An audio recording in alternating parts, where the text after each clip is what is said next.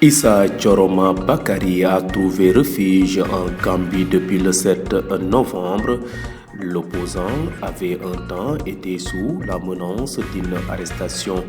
dans son fief camerounais de Garoua. Il a été exfiltré par ses soutiens au Nigeria où il a passé plusieurs jours et il se trouve aujourd'hui en Gambie. Banjul a confirmé la présence du candidat malheureux à la présidentielle camerounaise du 12 octobre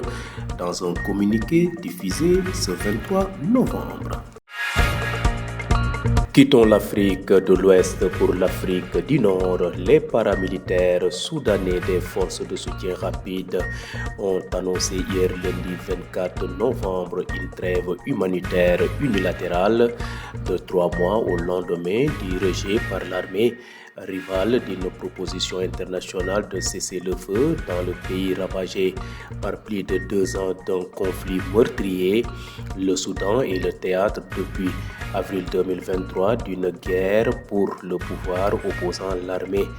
du général Abdel Fattah al-Burhan, dirigeant de facto du pays, au FSR de son ancien bras droit Mohamed Hamdan Dagalo dit Hemeti. Les paramilitaires avaient indiqué début novembre accepter le principe d'une trêve humanitaire proposée par les médiateurs à laquelle l'armée n'avait pas répondu et les combats entre les deux camps n'ont pas cessé depuis. Le chef de l'armée a lui jugé dimanche inacceptable la nouvelle proposition de trêve, appelé les citoyens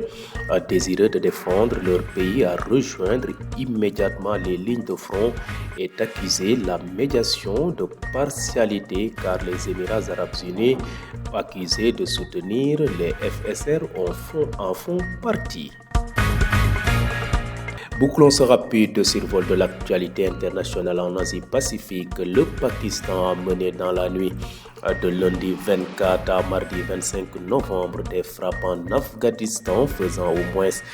10 morts dont 9 enfants dans des régions frontalières sur fond de vives tensions entre les deux voisins. Ceci intervient sur fond de tensions avec Islamabad et au lendemain d'un attentat suicide contre le quartier général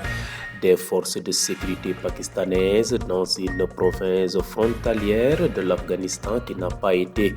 revendiquée dans l'immédiat. Ces auteurs seront retrouvés et punis, a assuré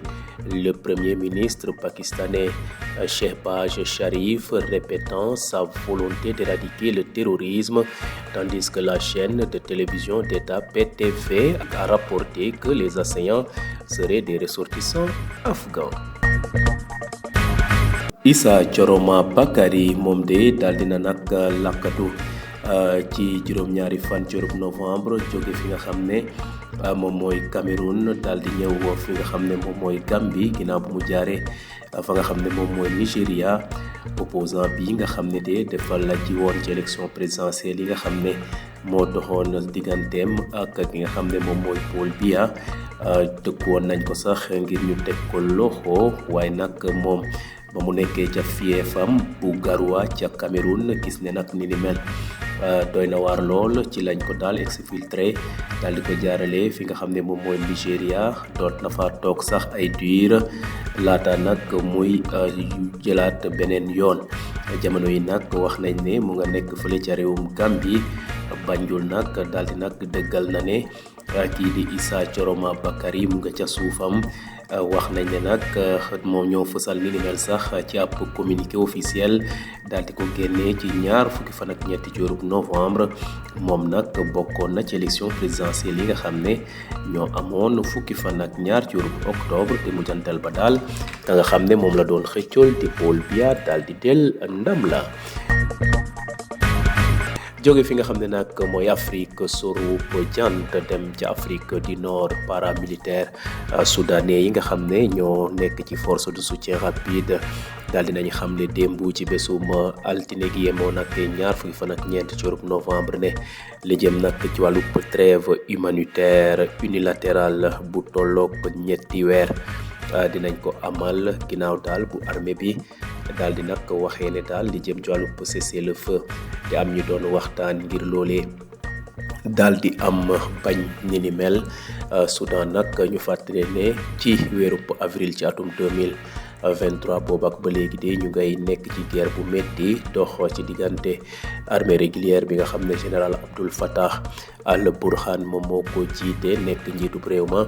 ak ñi nga xam ne ñooy waa FSR te ki nga xam ne nag moo nekkoon ancien bras droit am di Mohamed Hamdan Daglo ñu koy takkantale xamanti ñoom nag ñuy xeex ba léegi paramilitaires yi nag waxoon nañ ne ci weeru novembre dinañu daal di nangu daal li nga xam ne moo jëm ci wàllub cessez-le-feu ngir daal dëggal la nga xam ne moom la médiateur ya waxoon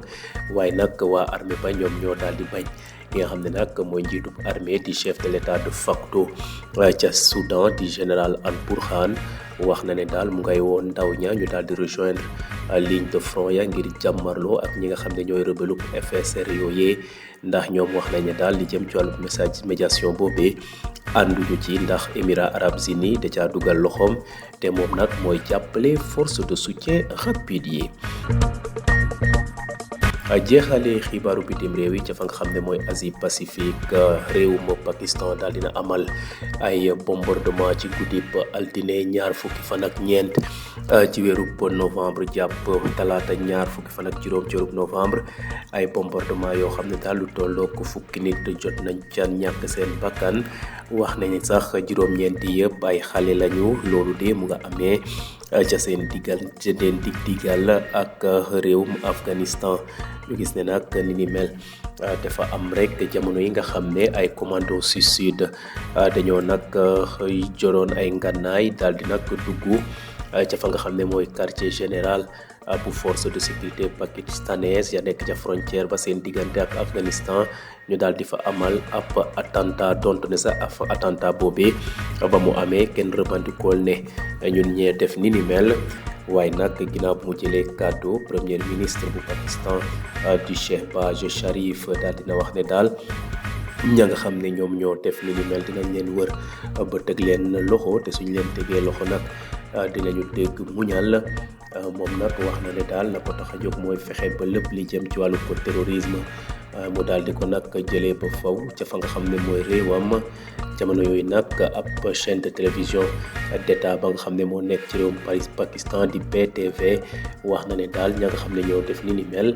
ay doomu Afghanistan lañu ñoo daal di am def attentat ca quartier général bu force de sécurité pakistanaise ya xam ne ñoo nekk ca frontière seen diggante ak Afghanistan.